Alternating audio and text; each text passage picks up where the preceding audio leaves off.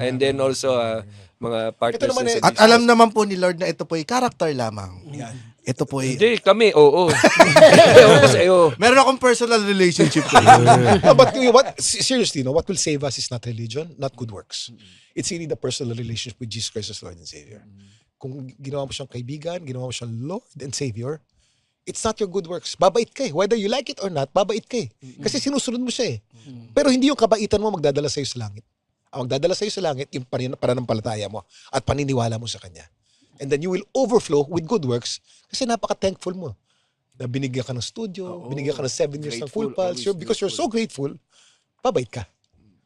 Kuya Kim, ito bang nangyaring transformation sa'yo, specifically sa religious life mo? May mga kaibigan ka ba dati na tumiwalag sa'yo? Marami. Da- Marami. Marami rin naman na mga, Nadagdag. maraming nadagdag at maraming mga na-inspire. At tumanggap din sa Panginoon. Siya na ba dyan si Pero- Mark Lakay? Pero Born bakit, again si Mark. Born again.